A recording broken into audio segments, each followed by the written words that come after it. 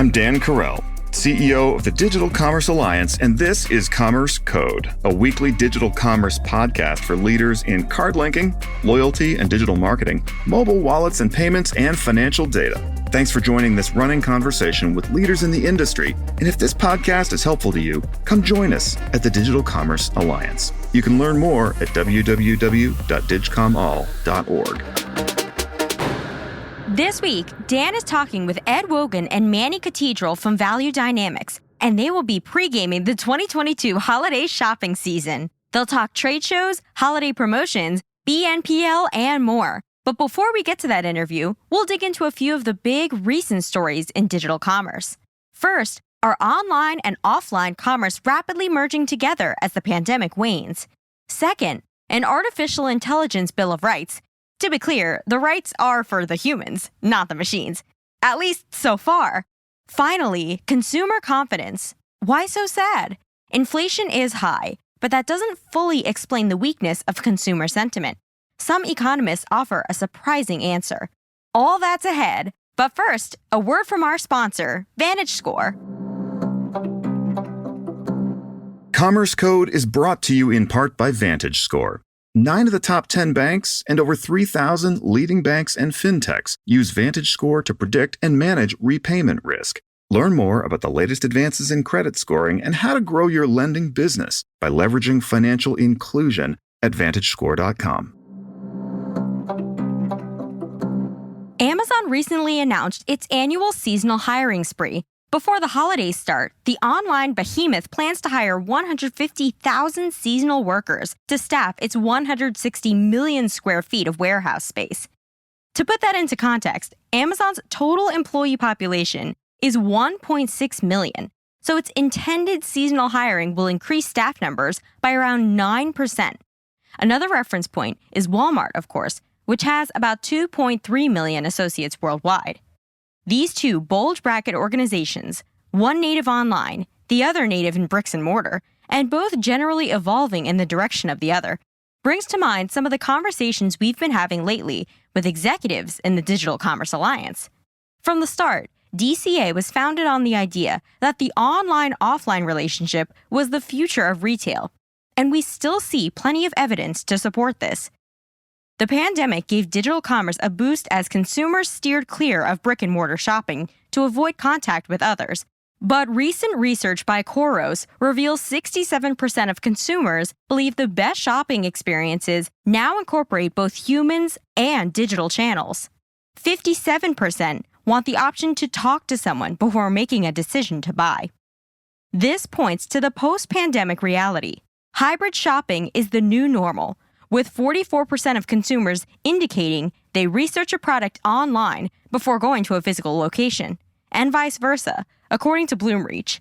Websites are currently the fastest-growing channel driving engagement and sales, optimized for consumers with human representatives and AI support standing by.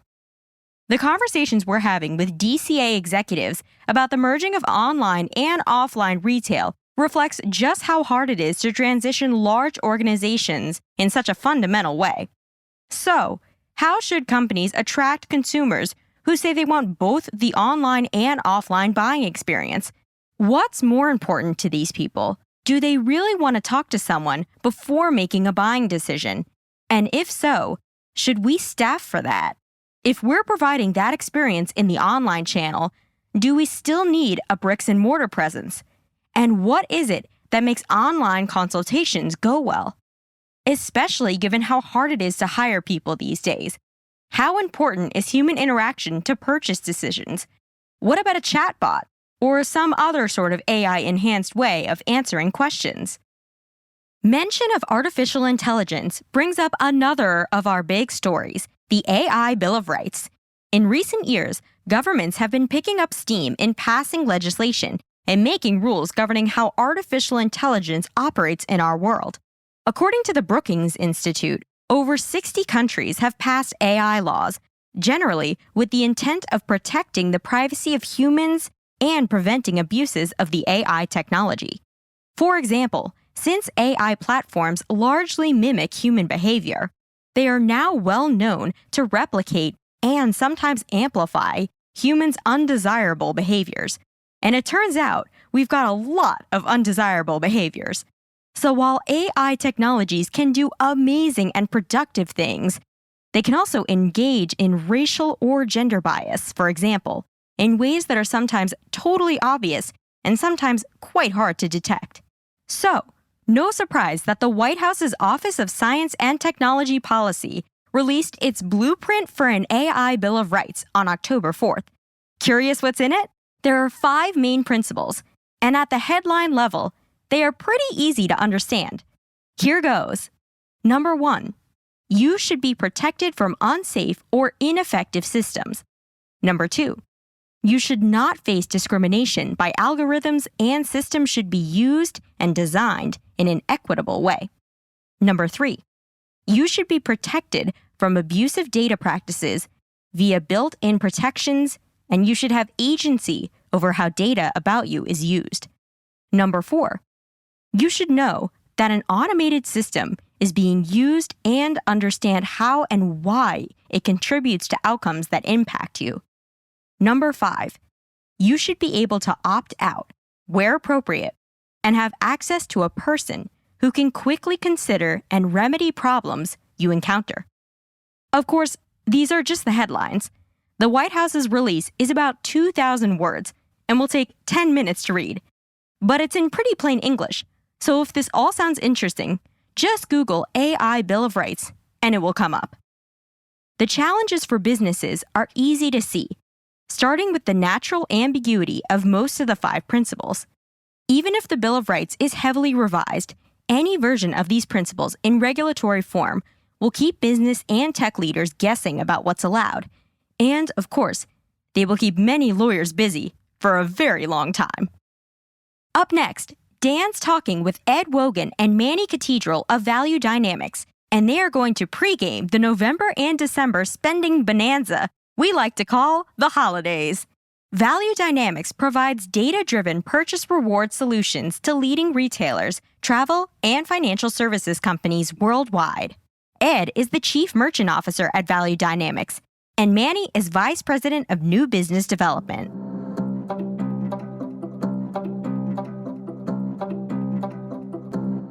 Ed and Manny, thank you so much for joining us again on Commerce Code. Pleasure to have you here again, Ed, from some previous appearances. And then Manny, welcome to the show for the first time. Where are the two of you joining us from?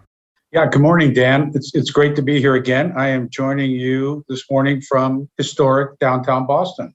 Good morning, Dan. Well, I am joining you from supposed to be sunny Florida, but we're not that sunny today. Well, look, before we get to the holiday season, I'm going to just dive right in with our conversation. And I hear that you were at Grocery Shop last week and just wanted to know, first of all, how was it to be at a trade show again? And what kind of themes were you picking up that you think might be helpful to share with the audience? It was really great to be back interacting with people in person, but frankly, it was a little bit overwhelming as there was just so much to see and to hear. There were great insights from key retail leadership, and there were leading consumer packaged goods companies present as well as industry service providers. And the recurring theme there and the focus of the workshops and the talk tracks was certainly relevant to the DCA in that it was about personalization and analytics and digital engagement and retail media networks. Innovation was a key topic as well. Under innovation, the concept around new ways to engage the consumer and to create a really compelling and attributable consumer experience included things like retailers blogging about product usage and metaverse engagement and digital marketing. So certainly the value of merchant-funded rewards and our value dynamic solution is a component of that performance marketing mix. And it felt like it further validated, what we're doing here and the value we bring to our partners as well. Ed, that's really interesting stuff. The NFTs are interesting. I think you've touched on a lot of the themes that we expect to be looking at in future Commerce Code and webinars and live meetings that we've got coming up in December in the next year or so. Thanks for that. A quick review, because I think that kind of validates as well where we think some things are headed. And Manny, I'd love to turn to you. I would love to hear kind of what you're seeing on the program side. There's been a loyalty shakeup and it will continue. Consumers report switching to different brands and retailers in 2022 more than even before, and they intend to continue doing that. The reasons, one, definitely inflation at possible record high. More people are looking for values rather than following a brand. So it needs to resonate with them. Those are their key motivators to switching. Prices are higher. Grocery and gasoline are the categories where definitely prices because it's everyday spend. Consumers continue to switch brands. And one interesting thing is that they are opting for private label products. So on the program side, those are adjustments and those trends need to continue. Consumers are letting the retailers and groceries and businesses in general know what is it that they want to do, and programs will continue to adapt as part of this loyalty shakeup. Okay, so the ascendancy of price in the consumer's mind and impact on how they think about brand. Ed, if we think about merchant behavior, and Manny's kind of opened this door, if we think about merchant behavior in the holiday season and then thinking about their appetite for promotions, what kind of early observations or expectations do you have around Q4 performance? As the probability of recession increases, so does consumer behavior change. National Retail Federation sort of recently called out in a study about holiday and Q4 that the consumer is expected to be even more value seeking than ever this year. And our expectation here at Value Dynamics is that they will shop early and they will shop often. In fact, Amazon just announced that they're offering 2 days of early access for Prime members on October 11th and 12th, which should trigger a response from other key merchants. So that translates into an increased focus on promotional events like Black Friday and Cyber Monday. And then that continues to solidify the importance of omnichannel promotional activity, which is essentially meeting the consumer on their terms. So we are definitely seeing an uptick in merchant participation in our solution and platform for holiday and for Q4. So that's the merchant view, or at least a view on kind of the merchant environment, Ed. That's really helpful. And Manny, for your part, I wonder how financial institutions, payment card networks are thinking about this holiday selling season, and are there kind of trends or innovations on the horizon that you expect or that you're starting to see? And I have to ask how BNPL, or buy now, pay later, is maybe shaping up in your view. So issuers have transformed their rewards programs in response to changes in consumer spending behavior and reward redemption behaviors and preferences. Shorter duration promotions increased. It's just, again, part of the concern surrounding longer-term impact on the economy. In recent years, the market and reach of certain point-of-sale lending products, widely referred as buy now, pay later, have grown significantly. And we could say that they could compete with credit and debit cards, both online and at the physical point of sale. Some of the retailers are partnering with financial companies, financial institutions, to offer the buy now, pay later at digital point of sale. And that's how the ecosystem continues to evolve. And consumers see new benefits and new opportunities to either use their loyalty programs combined with their financial institution value proposition and the ease of buy now, pay later capabilities. Lots of changes, a lot of evolution with this convergence of consumer behavior change, economic impact, and technology. That's interesting about the NPL, and I find it, obviously a marketplace that everyone's going to want to continue to watch. So, Ed, if relative to merchants anticipating a lot of promotional activity to get consumers to sort of open their wallets, what other factors do merchants anticipate impacting that sort of key Q4 selling season? There's the supply chain hangover situation. Is that going to impact promotional activity? Is there going to be a stronger level of digital versus in-store? There's also the question of omni-channel and blurring those online and in-person lines. What do you make of all of those trends? Blurring of the lines is definitely the new world order, and omnichannel engagement is key and will remain so. The Nielsen IQ released a study recently that talked a bit about global retail media expenditure, and it's actually projected to expand to $75.1 billion this year in 2022, which is an 80% increase over prior year in 2021. So merchants are willing to invest and spend to attract and retain customers. And as you know, Dan, we support many strategic partnerships in the fintech and banking channel space, and we work closely with payment card networks where we share merchant promotional content and data. So the table is set for big investment on the sell side of the equation. However, on the buy side or the procurement side of the supply chain, we are hearing from merchants and suppliers that access to raw materials is still impacting the manufacturing and product availability space. And that means some merchants may be more reticent to promote categories or products that consumers traditionally want to purchase for the holidays, based solely on access to inventory to align with their promotional sell-through. It's a puzzling time and something that I think most people haven't experienced this kind of thing before. I was in a car dealership recently and just wondering, how do you think about that problem when you essentially have a lot of eager salespeople and not a whole lot of product? This is not an experience that most of us have had to manage through. And so, Manny, coming back to you, I wonder what you think about consumers' appetite for sort of currency and value exchange. So will this be a season that's sort of dominated by purchases that are made on debit or credit cards? With pay with points or other applications expand? Do you expect to see that? And then crypto, there's the history and the trend. And do you expect crypto to become more of an accepted medium going forward?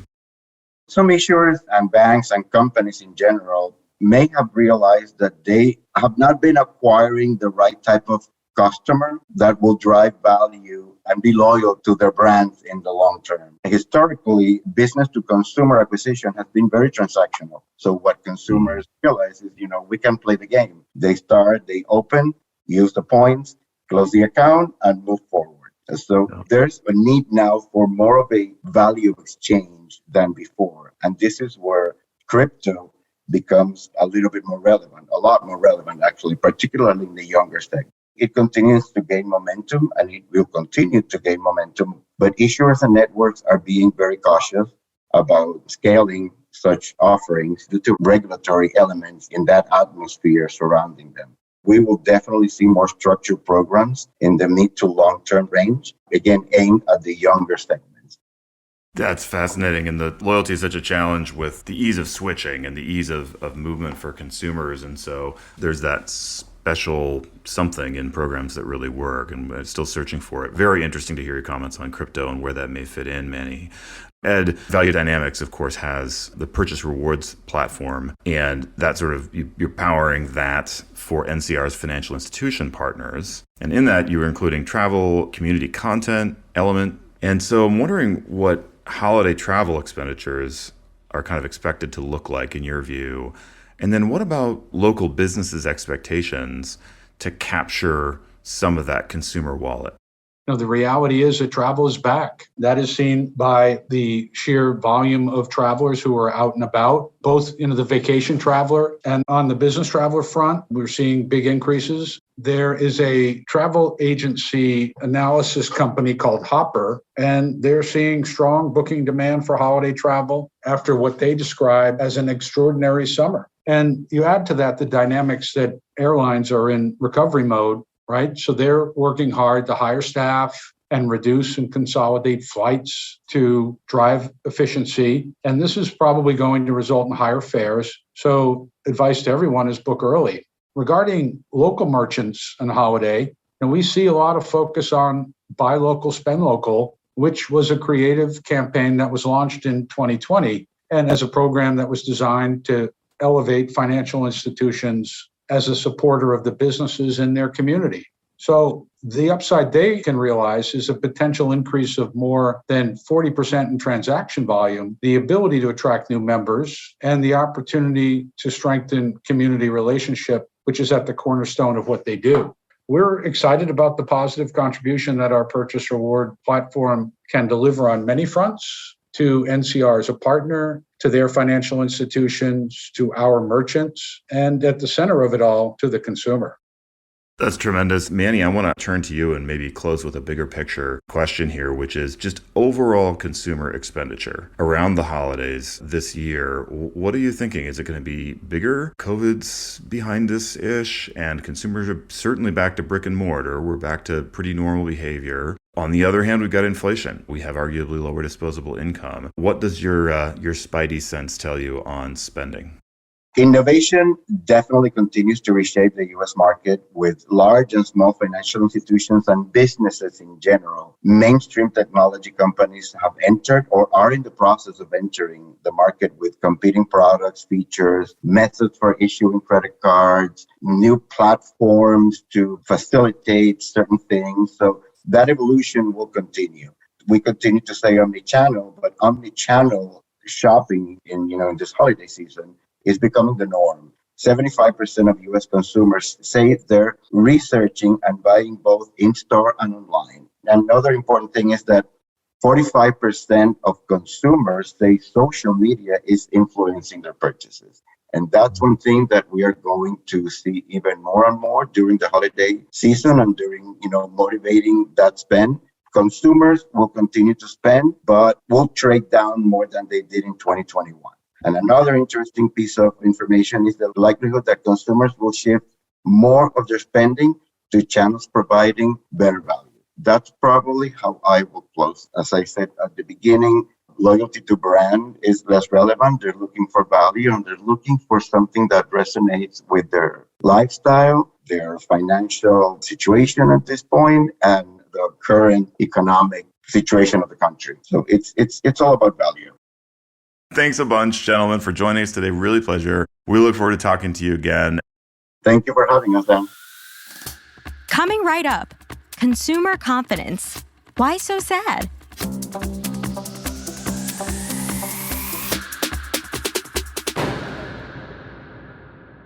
Given the holiday shopping conversation today with Ed and Manny, we thought we'd close with some recent reporting from The Economist on consumer confidence. In 2021, global consumer confidence was pretty strong. In fact, for much of the year, it was above the long-term average. But 2022 has been much different in spite of continued low unemployment. By some measures, consumer confidence is even lower now than it was during the global financial crisis of 2007 to 2009. Inflation is the reason, of course, but the interesting fact is that inflation apparently doesn't fully account for just how bad consumer sentiment is. Models correlating inflation levels with consumer confidence shows that consumer sentiment is about a third worse than even this very high rate of inflation would imply. The Economist goes on to offer 3 suggested reasons, each of which is interesting in its own right. First, many of us expected 2022 to be pretty great compared to 2021, but it's merely okay. So maybe we're just disappointed. Second, we might just be disappointed that there's no more free money. Governments doled out trillions in stimulus money in 2020 and 2021, and there's no free money in 2022, just inflation, and maybe the realization that the money wasn't really free. And of course, when people get something for a while, they tend to reset their expectations to include it. This is an aspect of the endowment effect. We really don't like to lose things that we regard as ours. And a small flow of money from the government had, for some consumers, started to feel like an entitlement. The third possible reason for low consumer confidence is probably the most interesting one. Ania Yaroshevich, a researcher at Harvard, has presented some evidence when people are given small handouts of a few $1,000s. As millions of consumers got into the pandemic, they actually became less happy on average. The money isn't big enough to be life-changing. And when it goes away, it reinforces what the recipient still can't afford on her normal income. All that said, unemployment is still at historic lows, and consumers still continue to spend. As we get to mid-October, it's time for leaders in digital commerce to place their bets on the shape of that spending through the end of the year. Commerce Code is a weekly podcast bringing you conversations with executives who are leading the way in digital commerce. If you like Commerce Code, your company should join the Digital Commerce Alliance and become part of our mission of advancing trade for good through standard setting, industry networking, conferences, and best practices. Check out our website at www.digcomall.org. On behalf of DCA, have a great week.